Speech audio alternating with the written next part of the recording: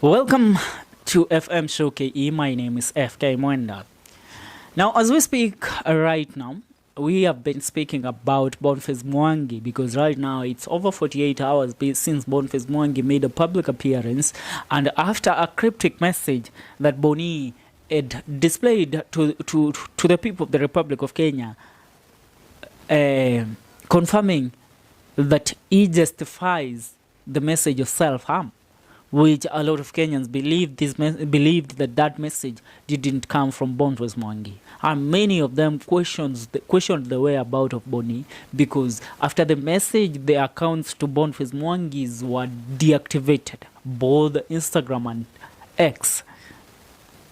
Now, a few minutes ago, the wife to Boniface Mwangi, journalist and investigative journalist for BBC, Jerry Khan, has gone ahead to speak and give out a message to Kenyans in regards to Boni. Activist Boniface Mwangi's wife, Jerry Mwangi, has broken silence after her husband posted a cryptic message on Facebook on Saturday, August 3rd, attracting mixed reactions. In a statement on Monday, August 5th, Jerry expressed her gratitude for the love our family has experienced and received from Kenyans since then. She apologized for not picking up calls and responding to text messages from concerned Kenyans. And this is what she said. Friends and comrades, my apologies for the unanswered calls and unresponded text. Please forgive and bear with me. We feel your utmost pure outpouring of love and support. We appreciate all of it. Thank you, Jerry posted on X. Now, with his mysterious post on Saturday, the activist left many Kenyans wondering, and the internet users were concerned for his well-being because many questioned whether Boni was fit mentally. At some point in their lives, that was the message that Boni displayed. But after the follow-up, seems Boni had something to play. He had something to portray to the people of the Republic of Kenya. And the people of Kenya have, revealed that their love for Boniface Mwangi and his movement is organic. And the Gen Z revolution is an organic revolution that won't be tampered with by the people that think harassing and intimidation is their only way. I shall remind you that today Bangladesh, who started demonstrations after the Gen Zs of Kenya, hundreds of them being killed by police, today their prime minister has resigned and escaped from the country.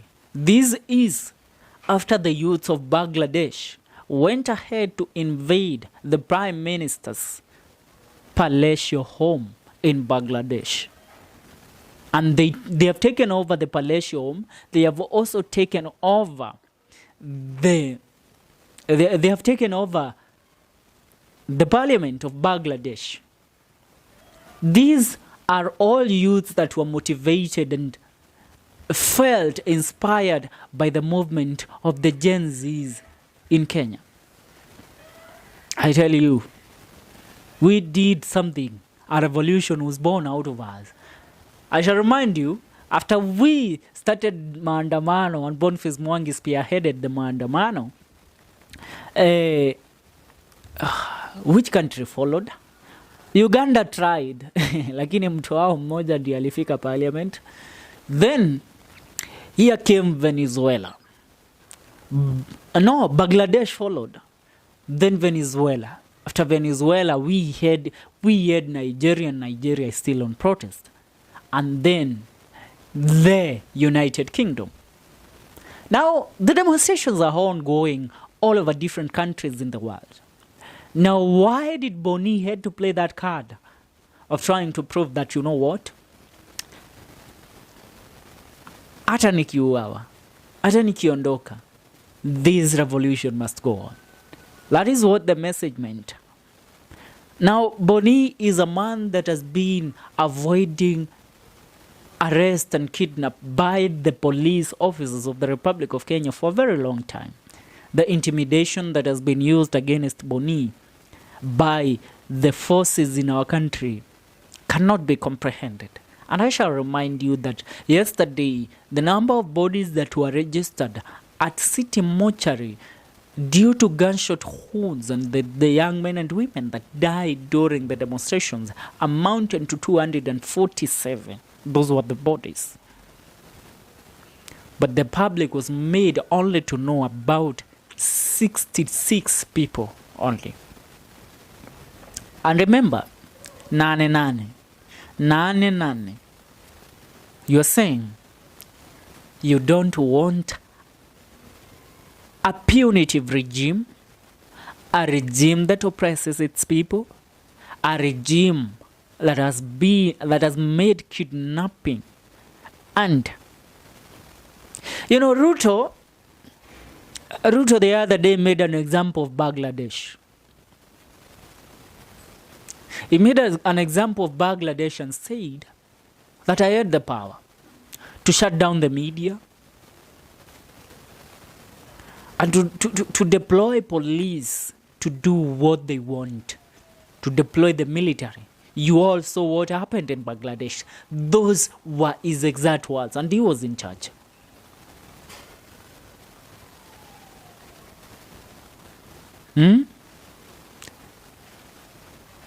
Since you did not do that, that is one of the many reasons that you are in office, Mr. President. That is one of the many reasons. Because once the youth of Bangladesh, that thing was done to them, they said, you know what? They've killed most of us.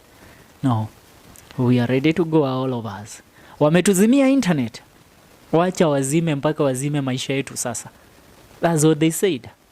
And look at it. The Prime Minister had to resign today. She had to go home. And not only home, to her home, because her home has been invaded. She had to flee the country to seek refuge in India. Now, the Republic of Bangladesh is under the military leadership and the military rule. Now they can again start forming a government that will help its people. So, Mr. President, don't brag. You don't brag to the youth of the Republic of Kenya. Their quietness and their calmness right now is not that they feared. No. Hawa vijana hawakuogopa kukufa. That's what some of you are telling yourself. No, they didn't fear. And they were not intimidated by you. It's that you became a reasonable man. That is one of the reasons that they took a step back. You know what? Sometimes I always deviate out of the topic. We were here to discuss about Boni and the latest update. The update is that Boni is fine, but Boni is avoiding capture by the police, remembering that a day has been set where the youths of the country are set again to go on streets to demand that Raila Odinga and William Ruto's cabinet to be dissolved. Because that cabinet, which the vetting has been done, it's a very punitive cabinet. We leave it there. I remind you, this is FM show, KE, and we hope Boni will remain safe, and may God protect him. Make sure you subscribe to our YouTube channel. May God bless you, and may God bless the Republic of Kenya. Adios.